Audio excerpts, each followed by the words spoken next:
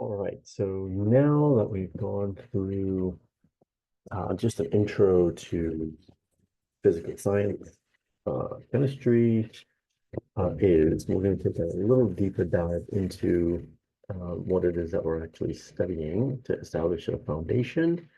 And then we're going to try to apply a lot of this to what your field or what you'll be going into a little bit.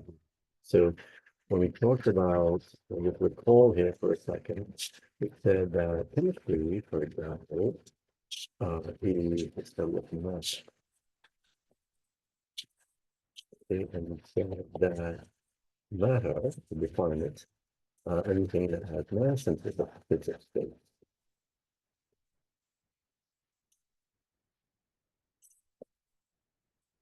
So that's essentially everything around us and in us. All right, so what is that actually made up of?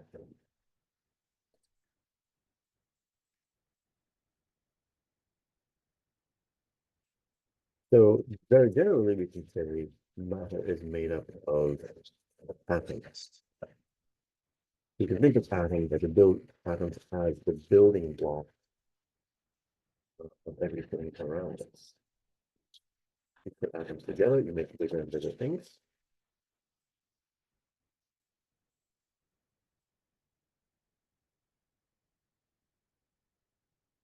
So as we stick them together in a variety of ways, which we'll see a little bit later on, we end up making more and more complicated things. So if you look, think about, well, what exactly is an atom? Well, we actually have a list already organized of all the different atoms that are known in what's known as the periodic table. Okay, and a lot of times you'll see periodic table of the elements, for example, with how they're labeled. I'll show you an example of one in a second. You find it in any chemistry textbook. We list all the different atoms. And so we talk about an element is just a sample of something, a substance, we'll just say, that is made up of. So a sample of a substance composed of only one type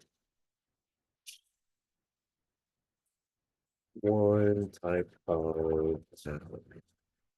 Okay, so if you think about an element that you may be familiar with, like let's say, for example, carbon. Okay, so the element carbon is composed of, we just have carbon, it's composed of carbon atoms, and only carbon atoms. Okay, so this is an element, and like I said, there's a list already organized in a very predictable way, which is summarizing the periodic table. Okay, there's 113 of these elements that we know of. We didn't know of all of them a long time ago. We've gradually discovered more and more of them. So let's take a look at what this periodic table actually looks like, and then we'll dive a little bit deeper into the basic building blocks of everything around us, which is going to be the atom. Okay, so here we have just a basic periodic table. And if we find the element that we just talked about, which is carbon, here, we will see that it is located right there. All right, so a couple of things we know about periodic table entry, and we'll talk a lot more about the periodic table a little bit later on. But for carbon, for example, it's a name, and then there's also a symbol, which we abbreviate as C. So every element is going to have an atomic symbol or an elemental symbol associated with it. The first letter is always uppercase, and if there's a second letter, then it's lowercase. Right? So if I have a sample of carbon, that sample is going to be made up of just carbon atoms. So you can look at all the other different elements that we have on here. So for example, take a look at another one, something like let's say sodium, sample sodium, that'll be made up of sodium atoms, and those sodium atoms will be different than the carbon atoms that we looked at previously. Okay, so let's write that down as well. So sodium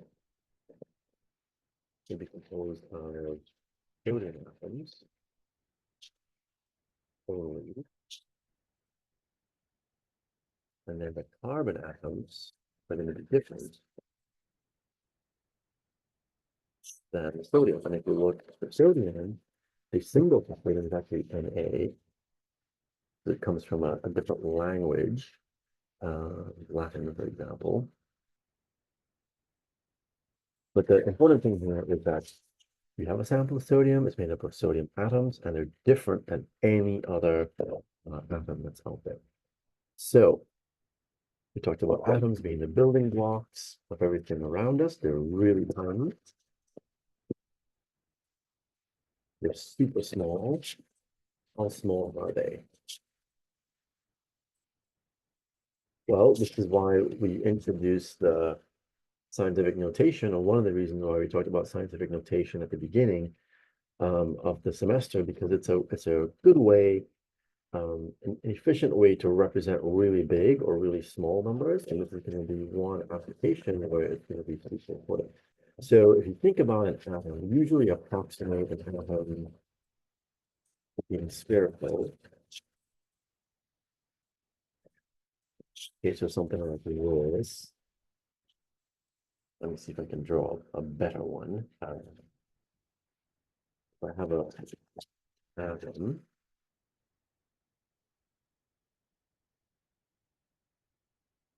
this is not the scale, but we'll have some scale bars on here to show us exactly how, roughly on average, how big these atoms actually are. All right, so again, we think about an atom as being roughly spherical. Again, the size is going to vary a little bit from one atom to the next, but generally, we can approximate the size of an atom based on its radius or its diameter would be a better way to look at it. And if you look at the diameter of an atom generally, so if we look again in this sphere, the diameter is this distance here across the middle. This approximates to about 1 times 10 to the negative 10 meters, right? So again, very, very, very small. Dimensions are small as well. So this is equivalent to 0.000, 1, 2, 3, 4, 5, 6, 7, 8, 9, 10 meters. So again, really, really, really tiny. They are small, which means there needs to be a huge number of them that make up the amount of stuff that we were able to see with our eyes on a regular basis. Okay, so the diameter, roughly 10 to the negative 10, or 1/10 billionth of a meter, really tiny stuff. Now, you think the atom is really small. Within the atom itself, there's a region that is even smaller, where the bulk of the atom's components, the bulk of the atom's mass is actually located. And that's going to be right here in the middle, the very center of the atom. We call that region, the center of the atom. We call that region the nucleus.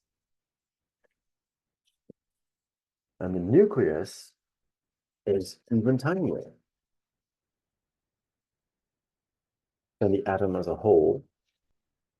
And if you were to look at the diameter of the nucleus,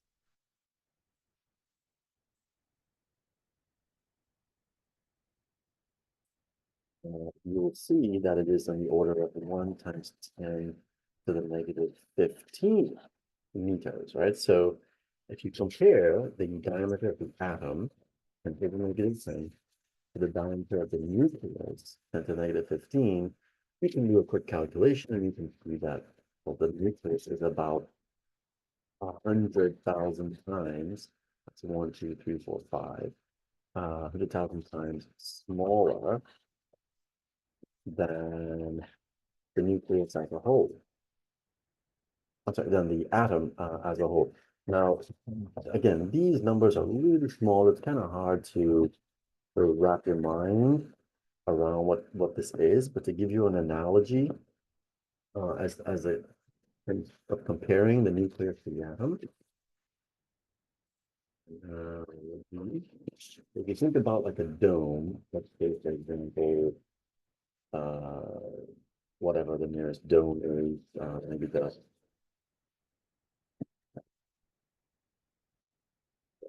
Cowboy Stadium, for instance. Okay, approximate the dome, the shell of the dome, kind of equal to the size or the extent or the boundary of. So, and what a nucleus would be is if you had, for example, at the center of that thing, right here, you had something like an M&M. An M&M would be equal to the nucleus at the center of that dome. Let's just say it's a stadium.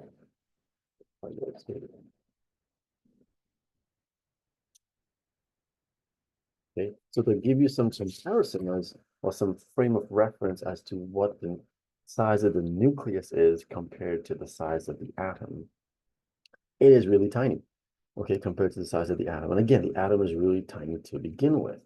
Now, the nucleus at the center of the atom is where the majority of the mass is located. Okay? The majority of the atom's mass. We'll see what that mass is composed of in a second. So about 99.9999% of the atom's mass is in the nucleus. So what we have here, relatively speaking, is a lot of mass in a small volume, very small volume. And as we know a little bit about density now, we can say that the nucleus is very dense. We have, relatively speaking, a large mass in a very small space, small volume. Mass over volume is density, so the nucleus then is extremely dense. That's where the majority of the mass is just stuffed into that really small space. Okay, so if you think about what is left, where the majority of the mass is in the nucleus, well, what is the remainder of the atom? Well, the rest of the atom, remainder of the atom is really just empty space.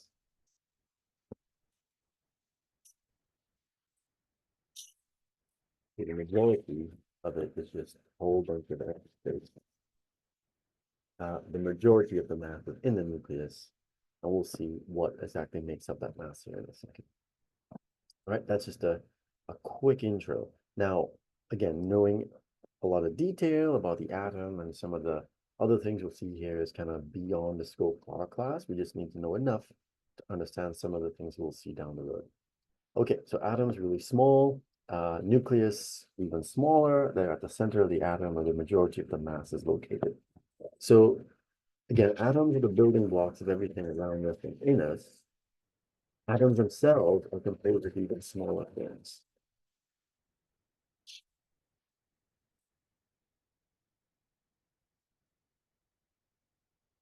So they're composed of smaller particles that we call subatomic particles. Okay, and for our class, we're going to take a look at 3 of these subatomic particles. Take a look at their characteristics, where they're found, and some of their other properties. So the first one is the 3 subatomic particles is called the proton. And the proton is often abbreviated as a P, or P with a positive superscript. And a proton is found in the nucleus of the atom. And as you can maybe guess based on the abbreviation, it has a +1 charge associated with it. The second subatomic particle is called a neutron. Neutron is often abbreviated lowercase n, or sometimes n the 0 as a superscript. This is also found in the nucleus. And it has a charge of 0.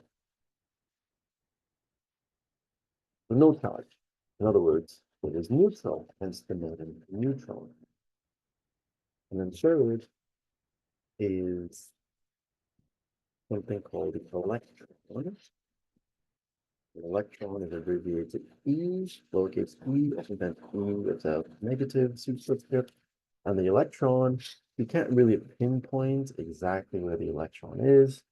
We can say with some degree of certainty where it could be located, but generally we can say it is not in the nucleus, so it's outside of the nucleus. And as you can maybe imagine now, based on the abbreviation here, the electron has a charge of negative.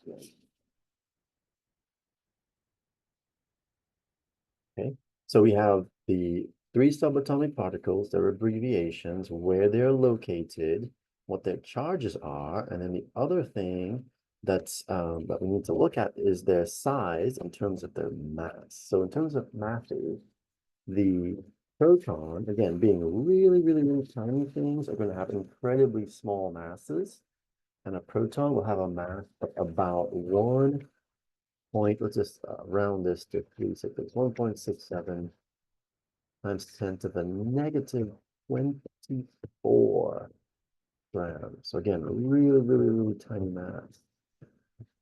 A neutron has roughly the same mass as a proton. So it's about 1.67 times 10 to the negative 24 grams as well. And then when it comes to the charge on the electron, we'll see the electron mass is one smaller than the other two. And this is roughly about 9.1 times 10 to the negative 28 grams. Okay, so my point here is these masses are really, really, really small.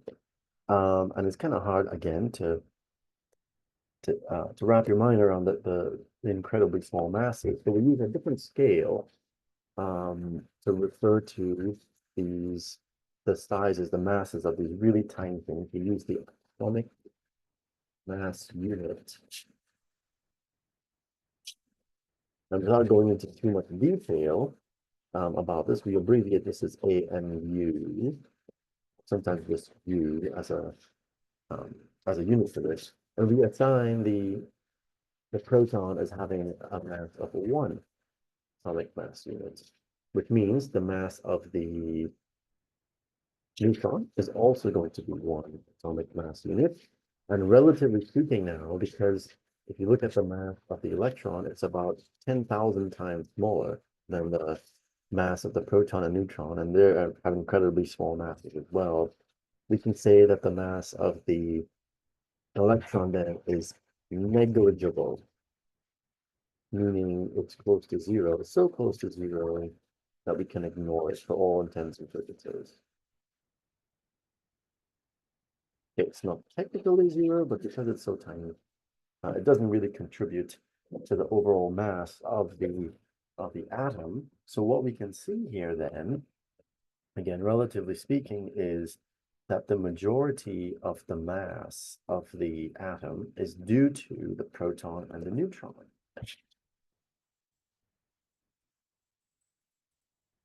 Proton and neutron. This is why I was saying before that the nucleus, where the protons and neutrons are found, make up about 99.99% of the mass, and that's because of this relationship. The proton and neutron contribute the majority of the atoms.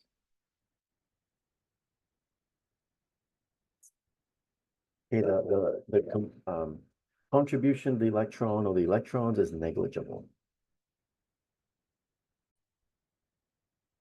All right, and then the last thing we'll take a look at in this section is just to apply some of the things we just described here. So if I just were to focus on the nucleus, right? So the nucleus of the proton in the nucleus,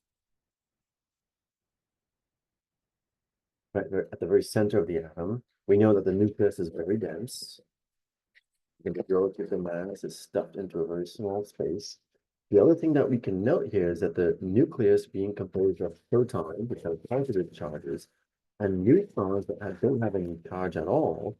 This means then that overall, the charge on the nucleus itself has to be positive.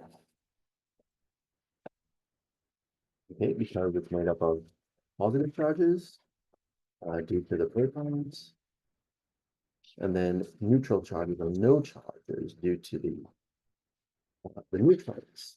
So overall, you add a positive to a negative. I'm sorry, positive to no charge, you end up with a positive charge. So the nucleus very dense, and the overall charge in the nucleus is positive. Now, for the atom as a whole, which is made up of protons, neutrons, and electrons, overall atoms are neutral. Well, what makes something neutral? Well, that means the positive charges have to cancel out the negative charges, right? So what then this suggests is that in an atom, because they're neutral overall, the number of protons, which again have positive charges, must equal the number of the things with negative charges, which will be electrons. Okay, the neutrons, they don't have a charge, they don't really contribute to this. They don't skew the overall charge one way or the other because they don't have a charge. So just by knowing that atoms are overall neutral, we can predict that the number of protons must equal the number of electrons. We want to keep that in mind as we start looking a little bit deeper into our subatomic particles.